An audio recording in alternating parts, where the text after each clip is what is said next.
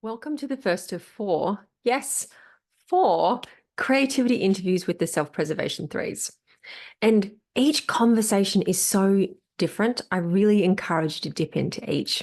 If you're new to this series, hi, I'm Samantha Mackay, an Enneagram coach certified through Chestnut Paes Enneagram Academy, and I'm fascinated by what creativity looks like for each of the 27 subtypes. Today, I'm chatting with Nevada Lane, founder and consultant of Lane Change Consulting, certified by both the CP Enneagram and Integrative 9. She started her career in graphic recording or doing live illustrations of meetings or conferences, which over time she started teaching to others, which eventually expanded into designing and facilitating team development. We talk about all of that through the lens of the self-preservation three. And if you're still learning about the subtypes, I've included links below to help you learn more, as well as a link to Nevada's website. Enjoy.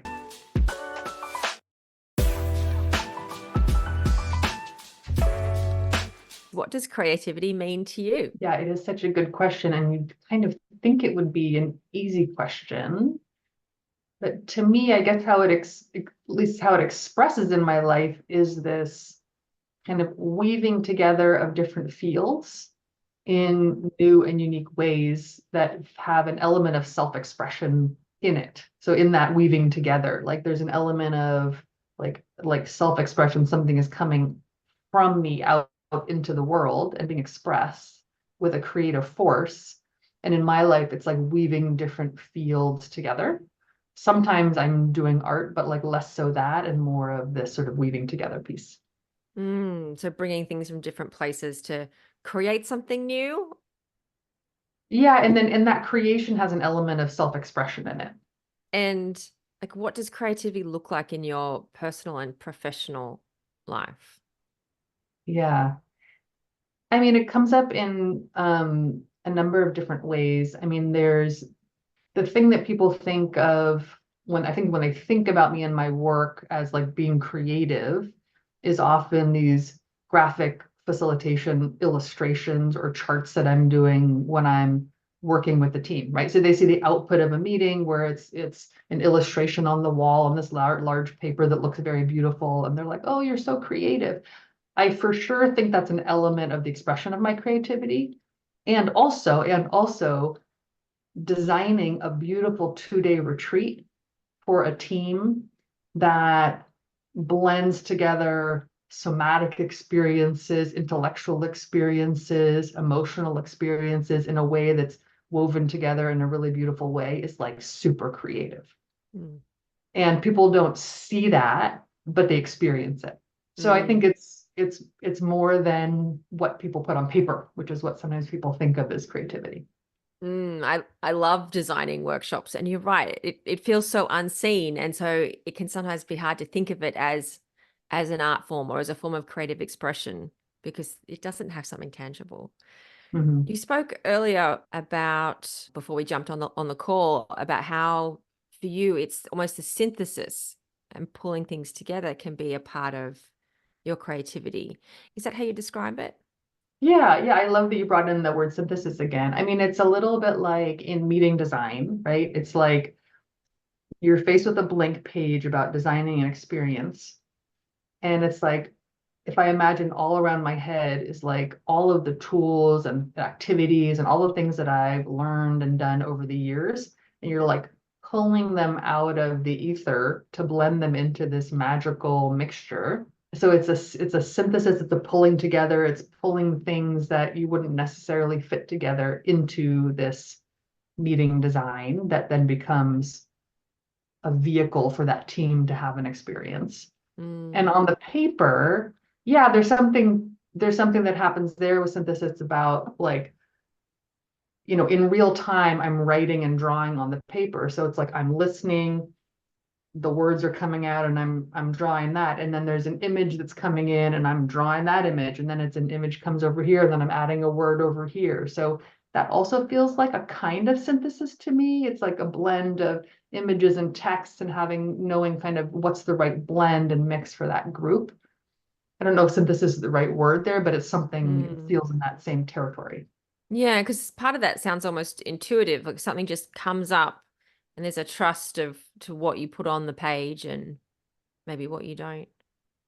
Yeah, that's a great observation. I think there is, especially in that kind of graphic recording, which is kind of the work that we're talking about, there's in some ways it's happening so quickly.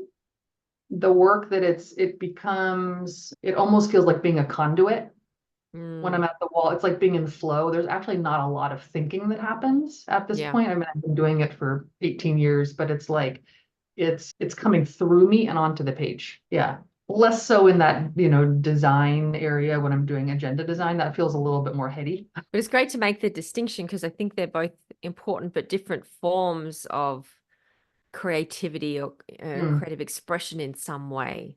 And I would say that what there's that part of like being in front of the room when I'm facilitating that is also very creative. And that's more like the graphic recording. There's an improv element, right? Like you have a plan, Mm, but being in like being able to respond to what's happening in the room and pull things and move things around in real time in a way that's going to serve that group also does feel very creative. And that also feels like being very in the moment, in flow, being a conduit. I've facilitated and run quite a few workshops and design workshops. And so I understand that you have a plan. Well, that plan could get thrown out at any moment. And somehow it's all still going to be great. It's just moving with whatever's happening at the time. And I think the type structure comes in there about that ability to shapeshift, Mhm. right, in real time to that. So I really feel that. And it's kind of the strength of the three in a positive way, the shape shifting in a positive way, like to scan, to feel what's happening in the room and then to shift. Right? We Mm, sometimes look at that as like, of course, it's the challenge of the three too, but here it's a strength as well. interesting. So, what supports you to be creative? Yeah, gosh, that's a really good one. Well, for sure, space. And I mean that like space to try stuff out, fiddle with it, make a mess of it, come back to it, have an insight about it, take a walk, leave it, come back to it, right? That creative process really for me requires space. And then, some kind of timeline Mm, supports me, right? If I know, like I'm a three, right? If I have a goal of delivering some really awesome workshop or presentation to a client, that's awesome for me. But I don't like if it's a week away, that's just going to stress me out. But if it's 2 months away, then it feels like there's a timeline and then also enough space to have a kind of a creative process. So mm, space is helpful, space to noodle on it, also a timeline to like make sure I'm working on it. I would like to say collaboration supports creativity, but that's more of an aspirational thing. I'm a self-pres three, so I can actually just go in my corner and work on things by myself pretty happily. But I like the idea of collaborating I hear you on on that. I creative. don't necessarily collaborate very well when it comes to designing workshops. I'm like, no, we'll just design it my way. No, no, no, it's just my way. I'm Yeah. like, that's a great idea, but my way. So, Yeah, I got to work on that. I got to work on yeah. that. So it's really interesting to hear because I mean, when I think three or self-pres three, I think, goal setting, let's do it as quickly as possible. And so I'm curious, has adding space in it as a way to reduce the pressure of a short deadline, is that something you've learned? How has that sort of changed over time? Yeah, it's interesting. I think as a younger person, I wouldn't have even called myself creative. Mm, It was maybe more like problem solving. I mean, I guess problem solving is creative, but I wouldn't have resonated so much with like being a creative person. And now I kind of embrace that more. I've sort of started, I'm not quite ready to call myself an artist. That feels a little too much. But for sure, the ability to slow down and rest and trust the process around creativity has been something that has taken work and time and, being in midlife. mm. I would not have been in that space before my early 40s. It feels like as you create space, it's something that is very helpful for you and very sort of regenerative and nourishing. But I could see why for three, it's something that's been learnt over time and that you may not even have capacity for when you're younger. Well, because it's like, what's the point of art? I mean, really, I think in for a three, it's going to feel a little like that. What's the point of, unless I'm going to make money from it and create a business around it and market it and show it on social media. I mean, I'm going to the low side of 3, but it's really like, what would be the point of art otherwise? Mm. Because that ability, that desire and the interest in just creating something just as a way of touching into the truth of your soul and wanting to express that, it's probably not something a younger 3 is going to think is valuable, right? Mm. Because we're striving to achieve what looks successful to other people. So work like process painting was really wonderful for me, and I recommend it to a lot of 3 clients. And process painting is painting and you never talk about the final product. So it's all about the process of painting. Mm-hmm. And if you're in that kind of a workshop, like they never look around and like critique the end result and say that it looks pretty. It's more about reflecting on your process that you went through. This is great for a 3 to think that there's no, like, you're never going to show the end result. So Wow. that was something I did probably in my early 40s for a few years. That was really great. That does sound amazing. I hadn't heard of that before, but that sounds fantastic. So, how do you manage creative blocks? And what are they like for you? Yeah, I'd be curious what other 3s say about it. I mean, 3s have a really, like, we can kind of push through most things. So it's like, oh, we'll just hustle harder. If I really wanted to create something, I wouldn't wait around to be inspired. I would Mm-hmm. just kind of push through. That might speak to the kind of project that I would take up, right? Like, mostly I'll do a creative project if there's some kind of goal and timeline that I have to reach. I don't know if I've ever really expressed a creative block in that way. Like, I will just get the work done. Mm-hmm.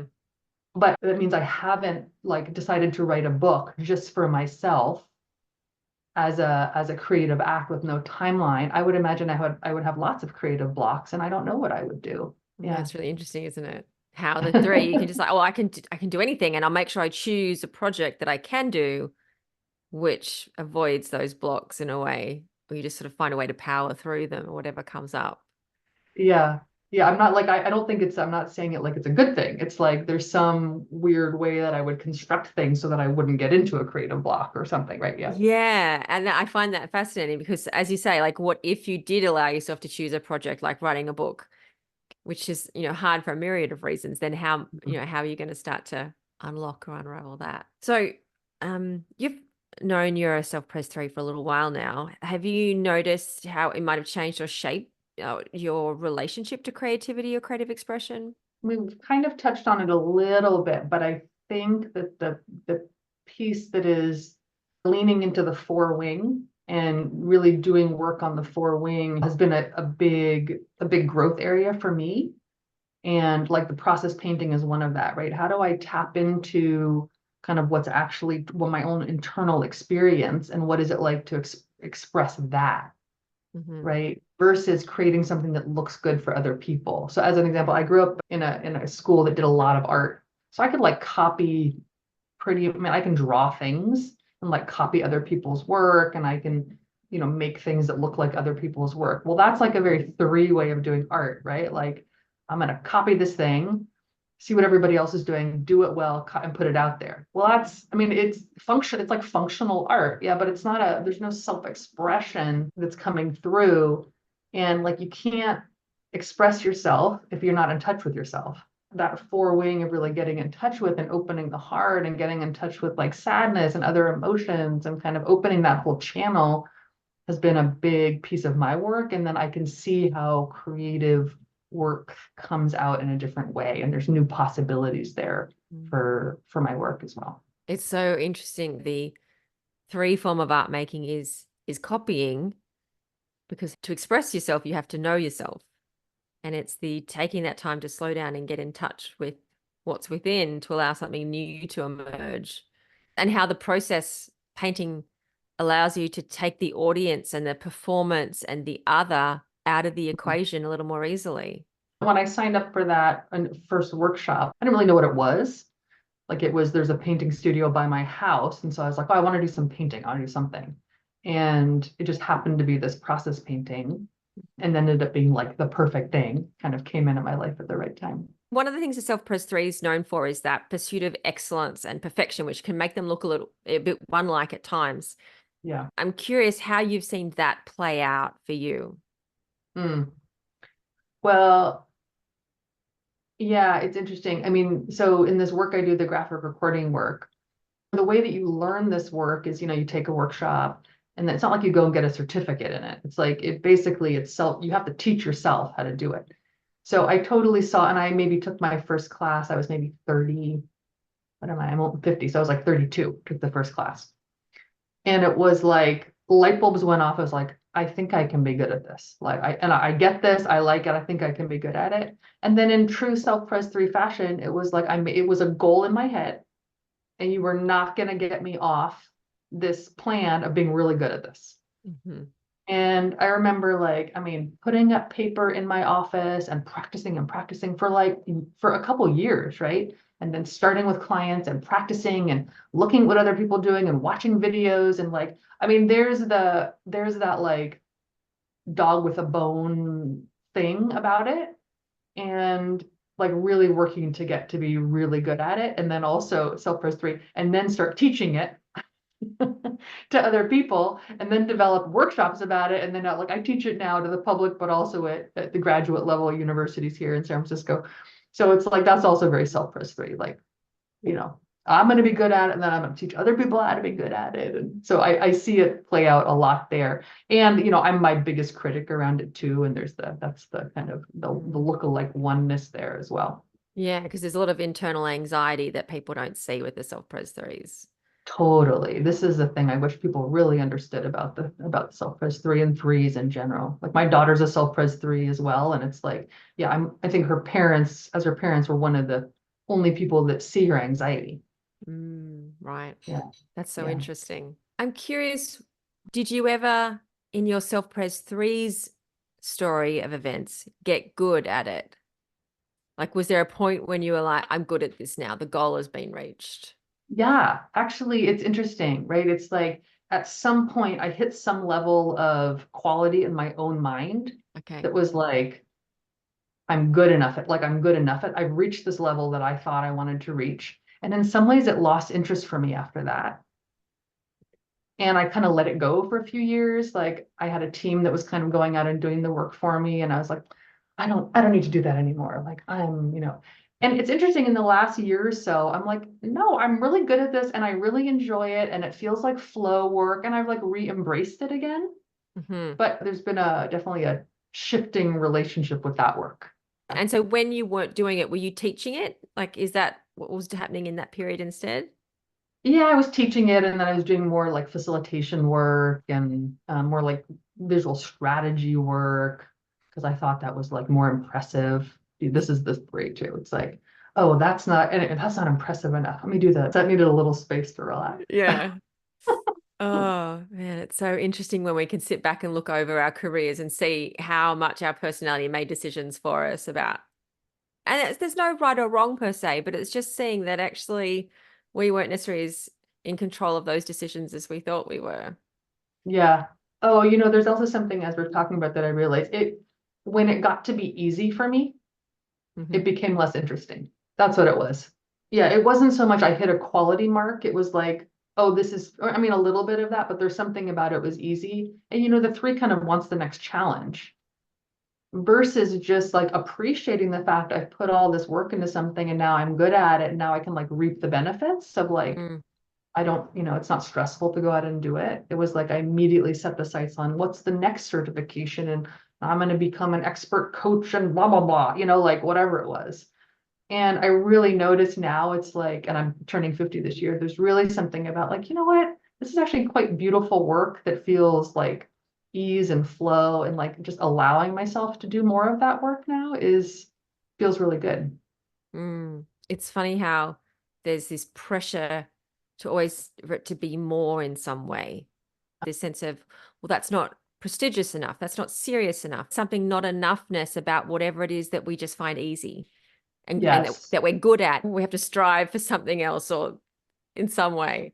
It's nice to be able to just accept and settle in and go, oh, I am great at this and I enjoy it and it's all okay. Yeah. And it's a little hard to parse out for me if like, I mean, I do a lot of work with midlife, the midlife transition, so it's kind of front of mind for me. But there is something here. This is kind of what happens in the midlife transition. It's like there's less striving, and then there's a little bit more of shifting out of, role to soul, that kind of shift, or ambition to purpose.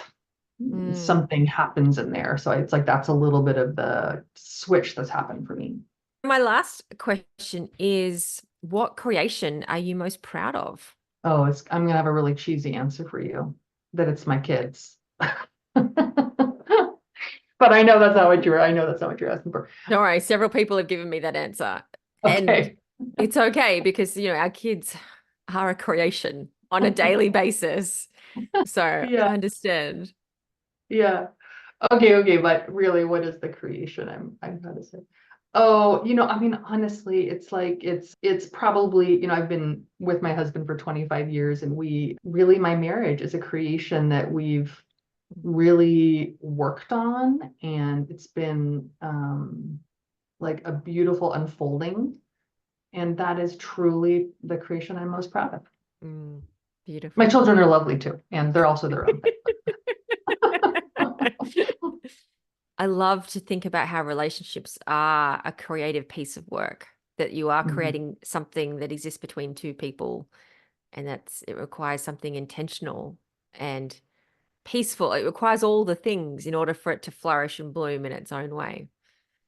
So, It certainly does. And it requires vision. I mean, intention, and also like a vision of like what's possible here.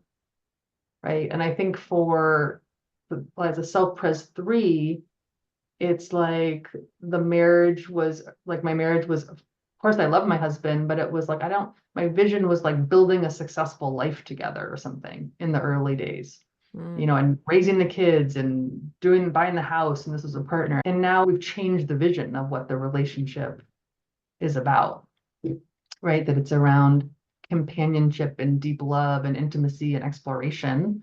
That's a really different vision and intention mm. from the early days when we were together. Yeah, that really is. And I can see how it would then really shift how you would show up into that space and what you'd bring to that, how that would all look and feel. Mhm. Thank you. Yeah. Thank you for sharing that with me and learning more about the Self-Pres 3 and your journey with the, graphic recording and facilitation. So, and I've loved looking at the art on the walls behind you. So thanks for that too. Yeah. Thank you for the questions. It was really fun to talk about. Thanks.